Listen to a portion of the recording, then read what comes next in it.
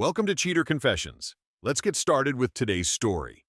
21 years of marriage ended with one sentence. Not divorce papers, not a screaming match, just a few quiet words spoken on the drive home. "I'm happier without you, George." Veronica kept her eyes on the road after she said it. We just left a charity fundraiser hosted by her company. For 3 hours, I'd watched her laugh with coworkers while barely speaking to me. I figured she was busy. I didn't expect the conversation waiting in the parking lot. I looked out the passenger window before answering. "That's a strong thing to say." "It is," she replied. "But it's true." The truck fell silent except for the sound of the tires against the highway. After a minute, she continued. "The last few weekends I spent away for work. I felt different. Lighter. I wasn't worrying about anyone else. I wasn't planning around someone else's routine. I realized I enjoyed it. You enjoyed not having me there." "Yes." The word landed harder than I expected. When we pulled into the driveway, neither of us got out right away. Finally, I asked, "So, what's next?" "I want a month." I turned toward her. "A month?" "I'll stay in the guest room. No counseling, no relationship talks, no trying to convince me I'm wrong. I just want space." I studied her face. She wasn't angry. She wasn't emotional. She'd been thinking about this for a long time. "You've already decided," I said. "I think I have." I nodded once. "Fine." She looked surprised. "That's it? You asked for a month. You'll have it. You aren't going to argue?" "No." She frowned. "I thought you'd have more to say." "I do." I opened the truck door, then looked back at her. "But I'm not going to spend the next month trying to convince my own wife that I'm worth keeping. If you need space, take it." I walked into the house without waiting for an answer. Our 16-year-old son, Ryan, looked up from the living room. "Everything okay?" I forced a small smile. "Your mom and I have some things to work through." He nodded slowly. That night, Veronica carried a suitcase into the guest room. As I closed our bedroom door behind me, I realized the next 30 days weren't going to decide who Veronica wanted. They were going to decide who I was when the month ended. The next morning, Veronica knocked on my office door before leaving for work. "We should probably set some ground rules." I looked up from my laptop. "I'm listening." She folded her arms. "No relationship conversations." "Fine." "No asking where I'm going." "Fine." "No checking my phone." "I've never checked your phone." "I know. I'm just being clear." I nodded. "Anything else?" "If we're going to have any chance after this month, I need you to respect what I'm asking." I stood and grabbed my truck keys. "I already told you I would." She searched my face, almost as if she expected an argument. She didn't get one. The guest room became hers that night. Mine stayed exactly as it had been. I wasn't sleeping on the couch in my own house. Ryan noticed the change within days. At dinner, he looked from me to Veronica. "Did one of you snore or something?" Veronica gave a weak laugh. I answered before the silence grew awkward. "Your mother and I are working through something. That's between us. It has nothing to do with you." He nodded, but I could tell he wasn't convinced. The following week settled into an uncomfortable routine. We shared meals without really talking, passed each other in the hallway like polite roommates. She came and went without explaining where she'd been. I never asked. One evening, she walked through the front door nearly an hour later than usual. She paused when she saw me grilling steaks in the backyard. "You didn't call. You asked for space." "I know." Ryan stepped outside carrying 3 plates. "Dad, are these almost done?" "5 more minutes." Veronica stood there for another second before quietly going inside. For the first time, I noticed something. She looked disappointed. Not because I was angry, because I wasn't. A few days later, I sat in a therapist's office across from an older man named Dr. Stephen Collins. After listening for nearly half an hour, he leaned back. "George, why are you really here?" "To keep my head straight." He nodded. "Good. Because if you're here to make your wife come back, you're in the wrong office." That sentence stayed with me all the way home.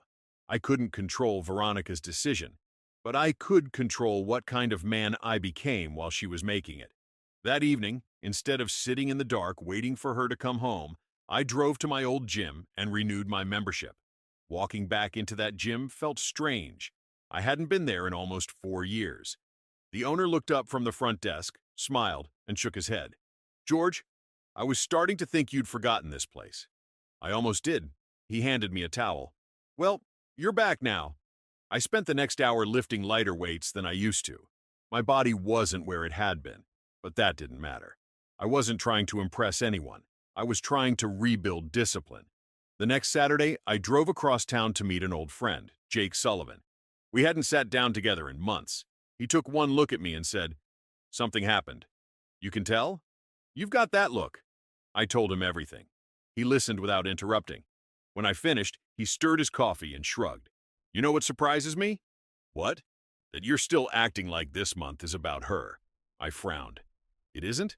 Jake leaned forward. "No, she already made her decision. This month is about what you're going to do with yours." That hit harder than I expected. On the drive home, I stopped by a bookstore and picked up 2 books I'd been meaning to read for years. That evening, Ryan wandered into the garage while I was organizing old tools. "You cleaning?" "I'm tired of this place looking like a storage unit." He laughed. "I can help."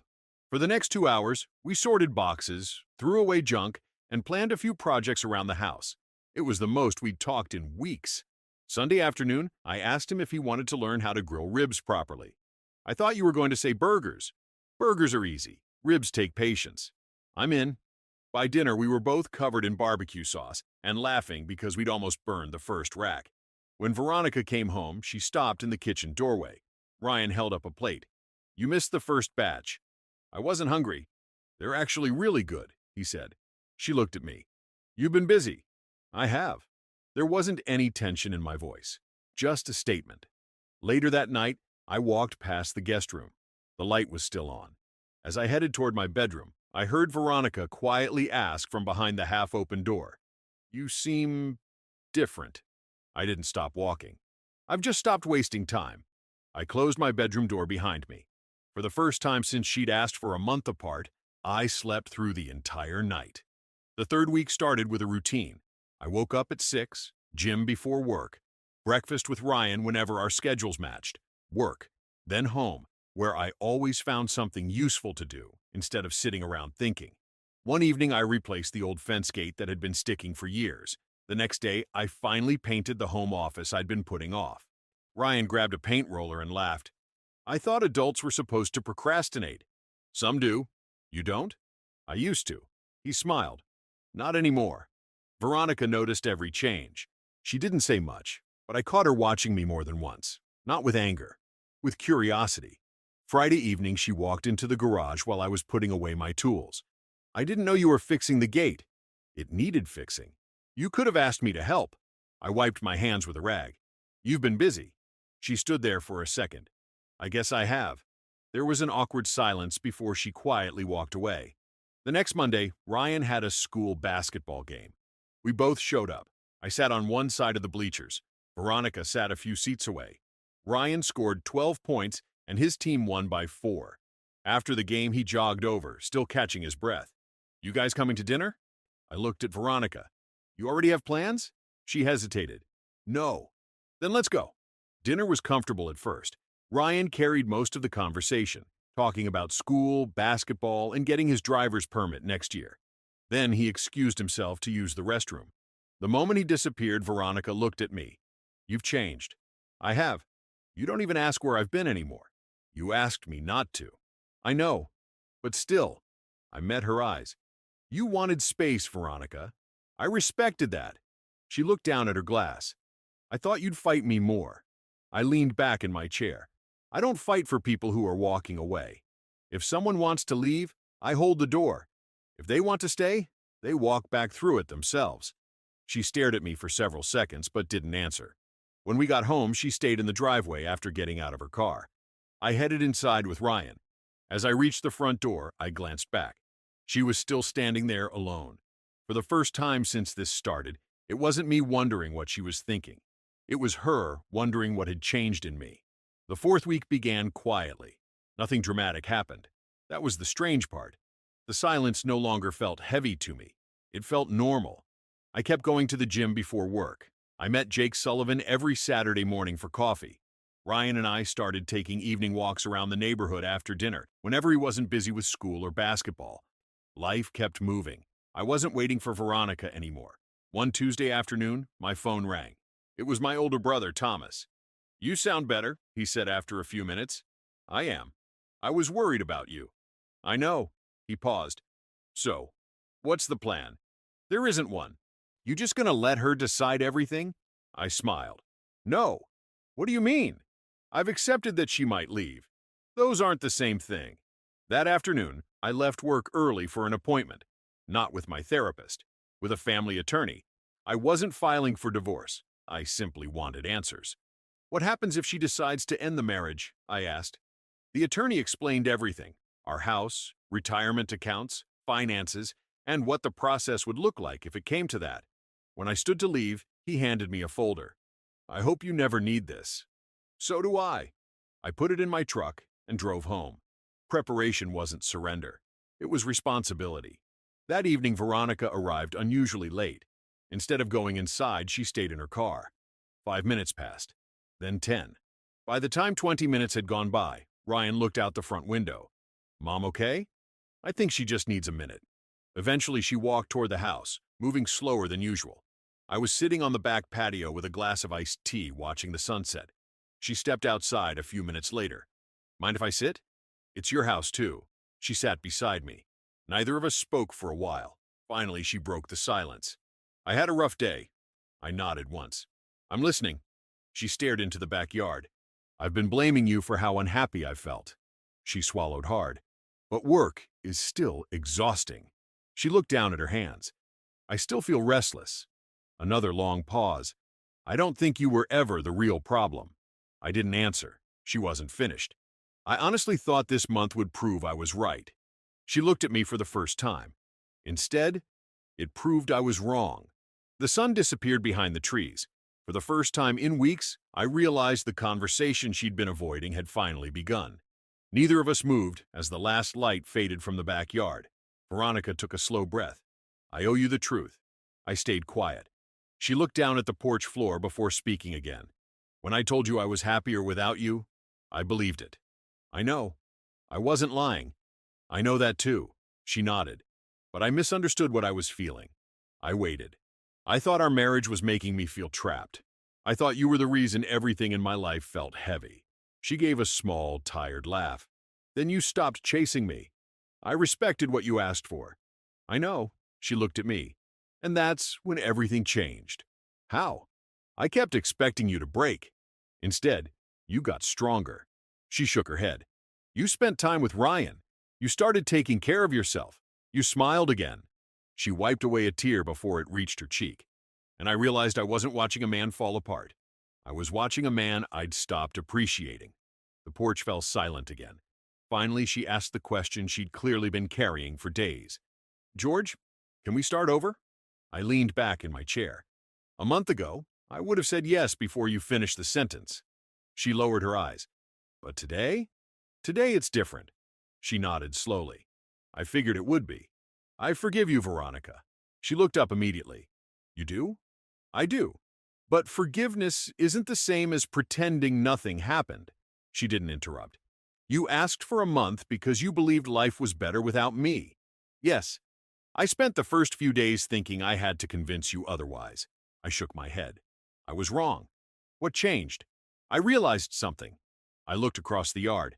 I spent years trying to be the husband you wanted instead of simply being the man I respected. She covered her mouth with one hand. I don't want the old marriage back. I don't either, she whispered. If we ever try again, it has to be something completely different. I'll do the work. I believe you. You do? I believe you're sorry. A tear rolled down her face. But trust isn't built with one conversation. She nodded. I know. I stood and picked up my empty glass. For the first time in my life, I'm okay whether you stay or leave. Those words hurt her. I could see it. Not because they were cruel, because they were true. And for the first time since this started, the future of our marriage wasn't resting on Veronica's decision. It depended on both of us equally. The next morning, Veronica knocked on my bedroom door. Not the office, not the kitchen. The bedroom she'd chosen to leave a month earlier. Can we talk? I opened the door. Come in. She didn't sit on the bed. She stayed standing, almost like she understood she hadn't earned that comfort yet. I've been thinking about what you said. Which part? That you don't want the old marriage back. I don't. She nodded. Neither do I. I folded my arms. So, what are you asking? I'm asking for a chance to build something better. I looked at her for a moment before answering. If we do this, there are conditions. I'm listening. No more running when life gets difficult. You have my word. No blaming each other for problems that belong to us as individuals. I agree. And counseling. She smiled faintly. A month ago, I refused. I remember. I'm not refusing now.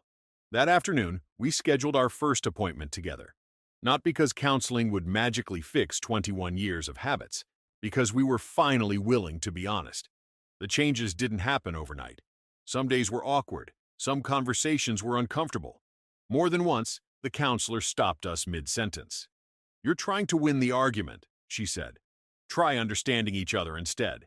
Slowly, we did. I kept going to the gym. I still met Jake Sullivan every Saturday morning. Ryan and I never stopped our evening walks. Those parts of my life stayed exactly where they belonged.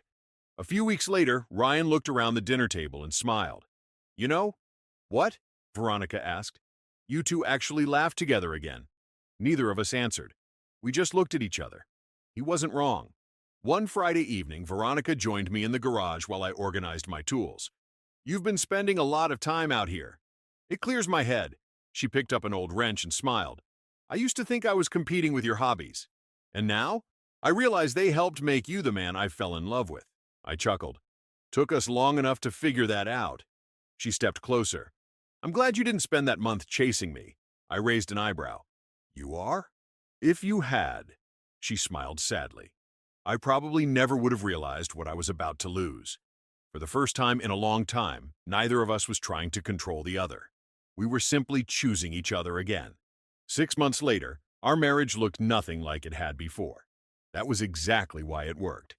Every Saturday morning, I still met Jake Sullivan for coffee before heading to the gym. Ryan had earned his driver's permit, so our evening walks had turned into driving lessons. He loved every minute of it, even when I made him practice parking over and over. Veronica would sometimes stand on the front porch and smile as we pulled back into the driveway. The house felt lighter, not because we never disagreed, because neither of us ignored problems anymore. One evening, while we were cleaning up after dinner, Veronica leaned against the kitchen counter. "Can I tell you something?" "You just did." She smiled. "I mean something important." I put the last plate into the dishwasher. "I'm listening." She looked at me for a long moment. "When I told you I was happier without you, I almost destroyed everything that mattered to me." I didn't interrupt. I was chasing a feeling I didn't understand. I thought changing my marriage would fix my life. She shook her head. "It never would have." I walked over and took her hand. "We both learned something." She squeezed my hand. "You learned faster than I did." "Maybe." She smiled. "But thank you for not becoming someone you weren't." That wasn't entirely true. I had become someone different, just not someone bitter. Looking back, I realized that month had never really been about saving a marriage. It had been about saving myself. When Veronica asked for space, I thought I was losing the most important person in my life.